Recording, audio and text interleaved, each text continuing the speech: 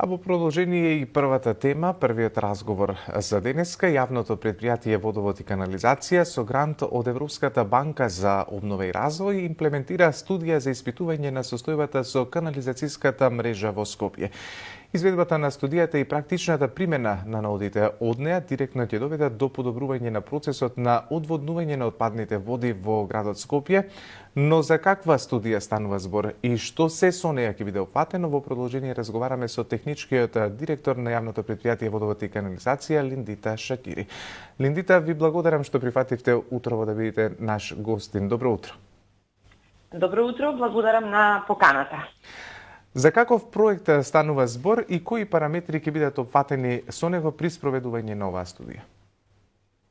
Најпрвин да кажам дека во рамките на спроведувањето на еден од поголемите и капитални проекти и во градот Скопје и во нашата држава, тоа е изградбата на пречистителна станица во град Скопје, која во теке се тендерските постапки за избор на најповолни понудувачи.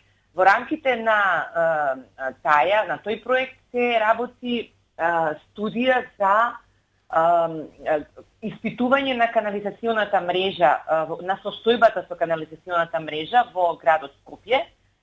Студијата е финансирана од страна, како што кажавте, на Европската банка за обнова и развој. Грант средствата се некаде околу 650.000 евра и во рамките на таа студија, која ќе трае една година, во рамките на таа студија ќе се уфати целата мрежа, целокупната мрежа во градот Скопје, значи испитување на нејзината состојба, каква е нејзината состојба, дали има инфилтрација, односно диви приклучоци, бидејќи верувајте дека и влезот на атмосферската вода во канализационата мрежа за отпадни води, но и дивите приклучоци во голема мера ја усложнуваат работата и на целокупната канализациона мрежа, меѓутоа и во иднина на идната пречистителна станица во градот Скопје. Така, врз основа на предвидениот работен план, испитувањата на студијата ќе се изведуваат во континуитет во период од една година. Какви активности ќе бидат преземени и што се очекува од оваа студија, со оглед дека активностите се спроведуваат на терен? Па како што кажав, активностите постојано се спроведуваат на терен и целта е, значи, во текот на една година ќе биде изведбата, бидејќи треба да се анализираат сите 4 годишни сезони, односно какво, значи и сушен период, и помалку влажен, меѓутоа и многу влажен или оној пролетен период кога имаме јаки и поројни дождови, за да видиме дали во канализационата мрежа за отпадни води, дали постои инфилтрација на, како што кажав, на чиста или атмосферска вода, бидејќи во нашиот град системот е комбиниран, значи атмосферска и атмосферска вода и отпадна вода, меѓутоа по иднина јавното предпријатие Водовод и канализација и тоа се препораките и критериумите на Европска унија, тоа е да се врши одвојување на атмосферската и канализационата мрежа. Значи, како што ме прашавте каков е текот на активностите, се поставуваат мерачи во шахтите и се врши мерење на доток, евентуален доток на чиста вода. Како што споменавте и вие во самиот почеток од вашето излагање, овој проект е во насока на заштита на животната средина, но и на изградба на прочистителна станица. Каде би била изградена оваа прочистителна станица? Какви се плановите? Па пречистителната станица веќе има место каде ќе се изгради, каде ќе се гради, а тоа е општина Гатибаба, поточно населбата Трубарево, и тоа е предвидено во деталниот урбанистички план на општината Гатибаба, така да во тој реон ќе се изгради идната пречистителна станица. Така, со оглед дека Скопје е град во градежна експанзија, дали моменталната мрежа за отпадни води може да одговори на предизвикот? Па да, видете, идната пречистителна станица е конструирана за капацитет на граѓани од околу 650 илјади, што и како ќе ги задоволи потребите на градот Скопје. Да, сигурно ќе во почетокот може и ефективност, односно искористеноста да не биде 100%, меѓутоа затоа и таа проектирана да биде со поголем капацитет, се со цел да може и во иднина да ги опфати сите отпадни води од градот. Сега, во истата насока, би сакала да поставам уште едно прашање, а се однесува на тоа каква е вашата стратегија во однос на ова претходно прашање кое што го поставивме околу капацитетот на канализацијската мрежа, бидејќи годините наназад можеше да се забележи, особено во некои општини во градот, проблем која ќе има пообилни врнежи од дожд или топење на снегот, нели да враќаат во подрумите и да прават штета по домовите. Дали во иднина се планира проширување на оваа мрежа, односно изголемување на незиниот капацитет, бидејќи Скопје постојано се шири и расте? Па да, секако, како расте градот, нормално важно е да се, значи како расте инфраструктурата, да речем, над земја, се разбира дека така треба и подземја, значи и водоводната и канализационата мрежа.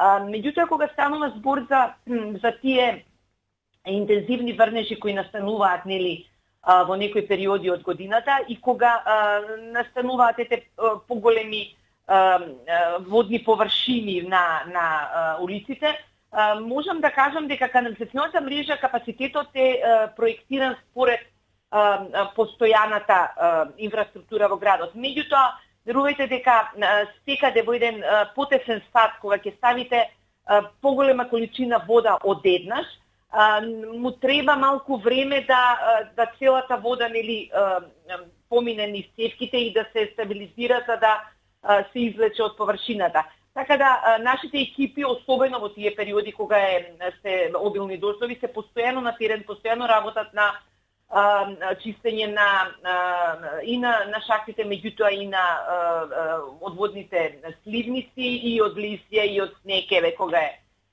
зимски период, така да постојано сме атерени работиме на намалување на таквите појави. Колку пати годишно се врши чистење на канализацијската мрежа од страна на предпријатието или на вработените кои што се задолжени за тоа? Па постојано се работи на терен, значи постојано се работат сливниците, постојано се чистат. Излегувате по претходна интервенција на граѓани или тоа е како редовна постапка? Па секако и редовна постапка, да, ние одржуваме мрежата, да. Така. Од досегашното ваше работење, споменавте еден од проблемите, а тоа се дивите приклучоци. Со какви други проблеми се соочувате кога во прашање е канализационата мрежа? А кога е во прашање канализационата мрежа, еве во последно време и многу е актуелно и постојано даваме апели, а тоа е, еве, знаете дека има крадење на металните шахти, што навистина ни задава проблем. И на нас, меѓутоа и на, се разбира, и на граѓаните, пред се и над се може да биде и небезбедно. И затоа постојано даваме апели и апелираме до свесноста на граѓаните дека се со цел таа појава да се намали и да се сузбие.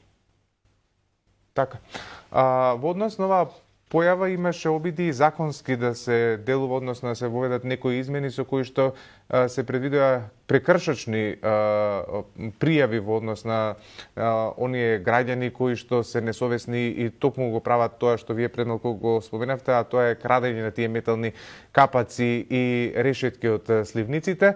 А додека пунктовите кои што откупуваат старо железо им беше забрането да ги откупуваат, бидејќи всушност тоа е причината зашто се крадат овие капаци и овие решетки, но сепак до ден денеска се уште оваа активност продолжува, бидејќи пронаоѓаат модул како тоа да го направат, дали ќе ги скршат, дали ќе го избришат логото на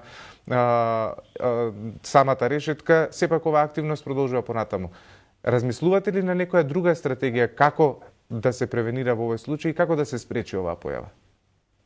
Па, верувајте, во моментот, освен на совеста на граѓаните, на вистина не можеме да сметаме на ништо друго, бидејќи ние, како јавно предпријатие, единствена можност, законска можност да речем, тоа е да ги пријавиме во органите на внатрешни работи, значи да ги пријавиме кражбите и се понатаму е во рацете на органите на внатрешни работи. Така да ние во моментот единствено законска мерка за или рамка се уште нема, да ние како јавно предпријатие не би можеле, значи да ги казнуваме сега за сега, меѓутоа тоа е оставено и веројатно отворено прашање кое е на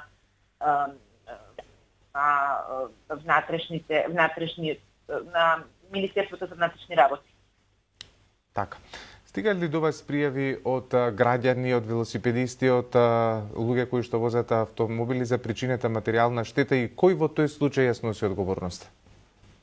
Па, видите, нема голем број од пријави, меѓутоа доколку нешто се случи, пак повторно велам, заради несовеста на одредени граѓани, несовесноста на одредени граѓани, јавното предпријатие е осигурано, значи така да доколку има некој настане некој проблем, се санира да речем трошокот. Надоместува.